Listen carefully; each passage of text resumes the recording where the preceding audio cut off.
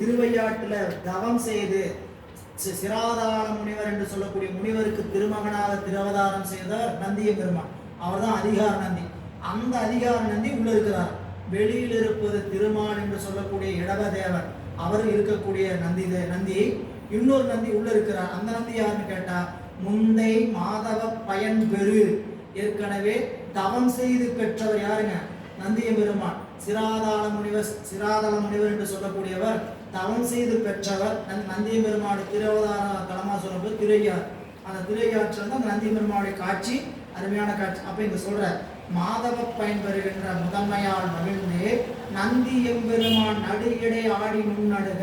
இந்த நடுஇடை ஆடி முன்னடுகன்னு என்னன்னு கேட்டீங்கன்னா, சிவபெருமானுக்கும் அடியாருக்கும் இடையிலே பாலமாக செயல்பட்டு அன்பர்களை நெறிப்படுத்துகின்றவர் நந்திய பெருமான்.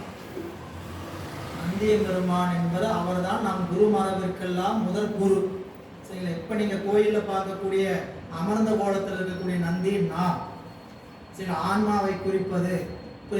வெளியே இருக்கக்கூடிய இடவத்தில் அமர்ந்திருக்கக்கூடிய திருமால் வாகனத்தில் அமர்ந்திருக்கக்கூடிய இடவதேவர், அவர் விடைத்தேவர், சாமி தாங்குகின்ற நந்தி. இந்த நந்தி இல்லாமல் சாமியுடைய வலது பாகத்துல வடக்கு நோக்கி தெற்கில் இருப்பார், அவர் அதிகார நந்தி.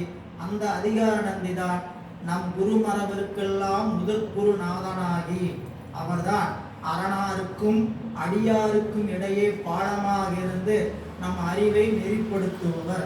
அவருக்குத்தான் சிவபெருமான் முதல் உபதேசம் செய்தார்.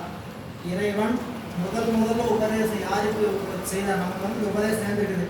யார் வழியா? மெய்கண்டார், அருணந்தி சிவம், மறைஞான சம்பந்த சிவம், உமாபதி சிவம். இவங்களுக்கு வந்து புறச்சந்தான மரபு, அகச்சந்தான மரபு 4 பேர் இருக்கிறாங்க.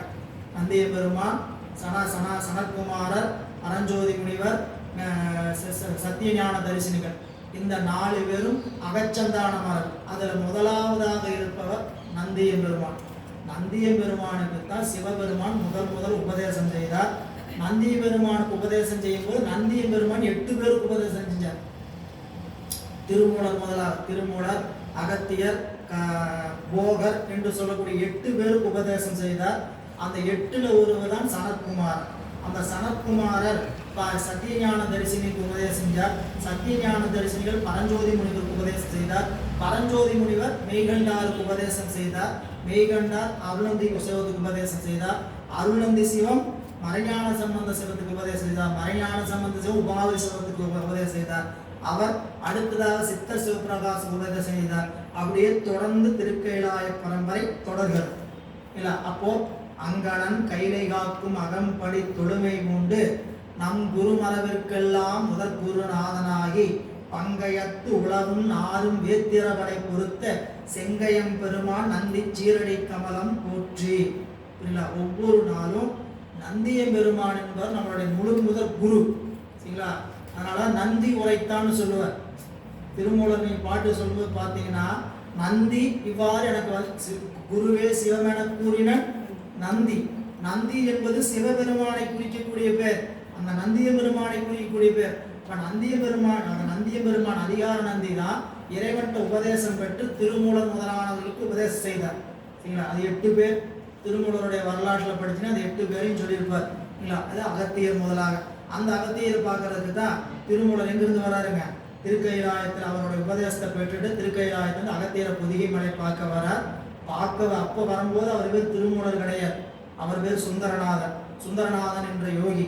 அந்த யோகி தான் திருக்கைலாயத்துக்கு இருந்து பொதிகை மலைக்கு வான்வழியா வரும் பொழுது சாத்தனூர் வருகின்ற பொழுது அங்க பசு மேய்க்கக்கூடிய இடையன் இறந்து கிடக்கிறான்னு இறங்கி கீழே இறங்கி பார்த்து இவன் அந்த பசுவினுடைய துன்பத்தை நீக்க வேண்டும் என்பதற்காக என்ன செய்தாங்க? அந்த பசுவினுடைய மேய்க்கக்கூடிய இடையனுடைய உடம்புல புகுந்தார். அவன் பேர் மூலன். அவன் உயிர் பெற்று எழுந்தான், திருமூலனாக மாறினான். அப்ப திருமூலன் என்ன ஆனாரு? அந்த உடம்பை கொண்டு அந்த பசுக்கள் எல்லாம் கொண்டு பட்டியல விட்டுட்டு மீண்டும் இரவு வந்து தன் வச்ச உடம்பை பார்க்கும்போது அந்த இடத்துல காணும். இறைவனுடைய குறிப்பினால் உணர்ந்தார். இந்த உடம்பை கொண்டு ஏதாவது செய்ய வேண்டி சொல்லியிருக்கிறான்னு சொல்லும்போதுதான் அருகில் இருக்கக்கூடிய திருவாவூதுரைக்கு எழுந்தருளி அங்கு யோகத்தில் அமர்ந்தார். 3000 ஆண்டுகள் அரச மரத்துக்கு இருந்து ஆண்டுக்கு ஒரு யோகத்தில் கலைந்து ஒரு பாடலை அணினார். அதுதான் 3000 மந்திரம் என்று சொல்லக்கூடிய திருமூலர் திருமந்திரம். இப்போ இப்படி திருவையாற்றில் இருக்கக்கூடிய காட்சியில மங்களமாம் தீர்த்தங்கள் எல்லாம் வந்து கலந்து அப்படி இருக்கக்கூடிய நிலையில அந்தன் வெள்ளி மால் வரை இரண்டாம் என அணைந்தோர் சென்று நணுக நந்தி எம்பெருமான் நடியிடை ஆடி முன் நணுக. நந்தி எம்பெருமான் இவ்வாறு அரணாருக்கும் அடியாருக்கும் இடையிலே பாலமாக செய்யப்பட்டு அடியார்களை நெறிப்படுத்தக்கூடிய அந்த இடத்துல நிற்கிறார். இப்போ நாம் எங்க நிற்கிறோம்? நம்ம திருநாவுக்கரசு பெருமானோட திருக்கையாற்றுல சாமியோடைய திருக்கோபுரத்துக்கு உள்ளே போறோம்.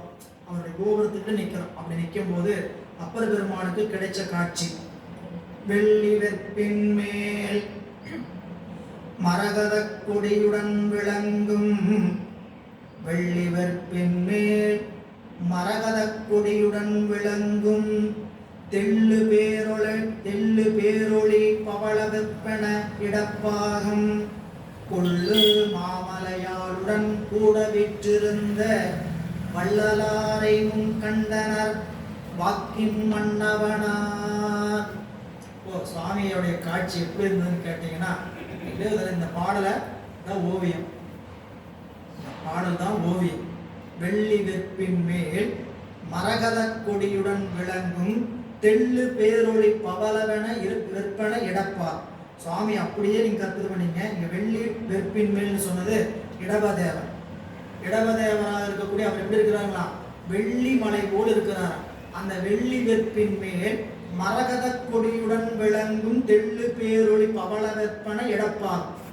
மரகதத்தை பார்த்த மரகதம் எப்படிங்க? பச்சை நிறம். அம்மாளுடைய நிறம் பச்சை நிறம். அந்த பச்சை நிறத்தோடு பவள நிறத்தை சேர்த்து வைத்தால் எப்படி இருக்குமோ அப்படி ரெண்டு பேரும் இடப்பாகம் வளப்பாகமாக அமர்ந்திருக்கக்கூடிய காட்சி. தெள்ளு பேரொளி பவள வெற்பன இடப்பாகம். இதோடு மரகத கொடியுடன் வீற்றிருக்கும் தெள்ளு பேரொளி பவள வெற்பன இடப்பாகம். கொள்ளும் அப்படி இடப்பாகம் கொள்ளு மாமலை. கொள்ளுங்கிறது தனியாக படிக்கூடாது. தெள்ளு பேரொளி பவள வெற்பன இடப்பாகம் கொள்ளும் மாமலையாளுடன் கூட விற்றிருந்த வள்ளலார்.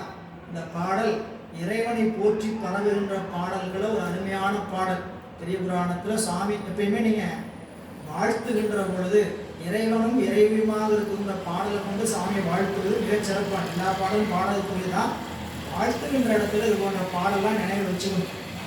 வெள்ளி வெற்பின் மேல் மரகத கொடியுடன் விளங்கும் தெள்ளு பேரொளி பவள வெற்பன இடப்பாகம் கொள்ளும் மாமலையாளுடன் கூட வீற்றிருந்த வள்ளலாரை முன்கண்டனர் வாக்கின் மன்னவன். வாக்கின் மன்னவனார் முன்கண்டனர். சாமியை அப்படியே இடபதையார் காட்சியில் அம்பாலும் அற்புதமாக சாமி எப்படி இருக்காங்க?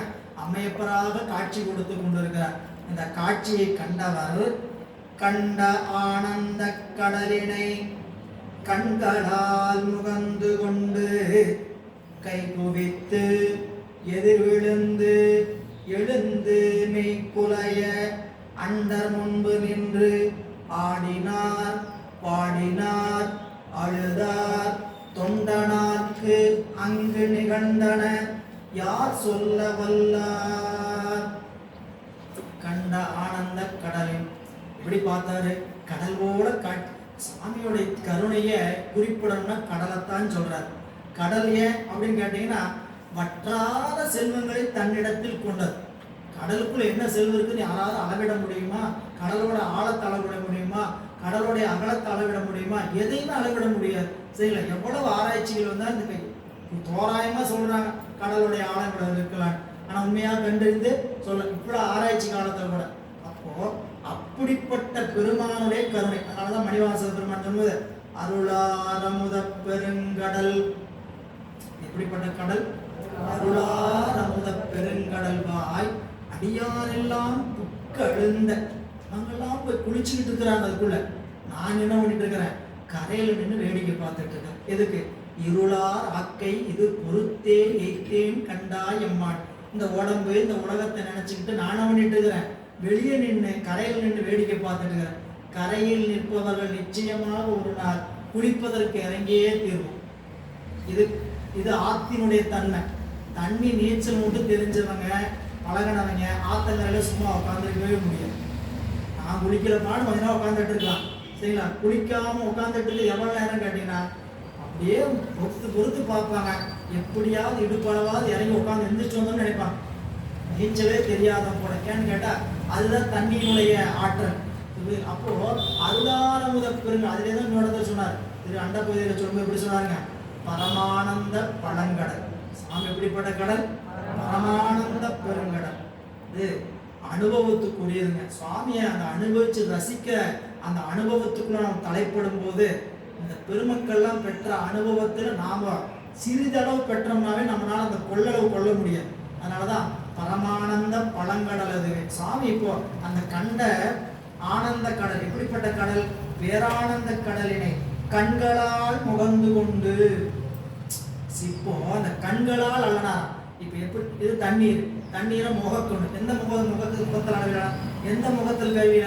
கண்களால் அளந்து கொண்டு. அப்படியே பார்த்தோம்னா அப்படியே கண்ணுல நிறைச்சிக்கிட்டோம்ப்பா. ஏதாவது காட்சியை பார்த்தோம்னா நமக்கு கண்ணுல எவ்வளவு ஃபோக்கஸ் இருக்கும். பாருங்க, கண்ணு ஒரு காட்சியை பார்க்குறோம், எல்லாமே படுது, புரியுதா? எது பிடிச்சிருக்குதோ அது கண்ணு நிறைஞ்சு போயிடும். கண்ணுக்கு பிடிச்சது தான் நிறையும். நமக்கு திருவிழா கூட்டத்துக்குள்ள போகிறோம், 50-100 கடை போட்டுருக்கான், எல்லா கடையில் இருக்குமோ நம்ம கண்ணில் போடுது. நமக்கு என்ன கடை? ஒருத்தருக்கு அப்பளமும் மிளகா பஜ்ஜியும் படுது, சரிங்களா? ஒருத்தருக்கு வளையலும் பாசியும் படுது, ஒருத்தருக்கு ராட்டனம் படுது.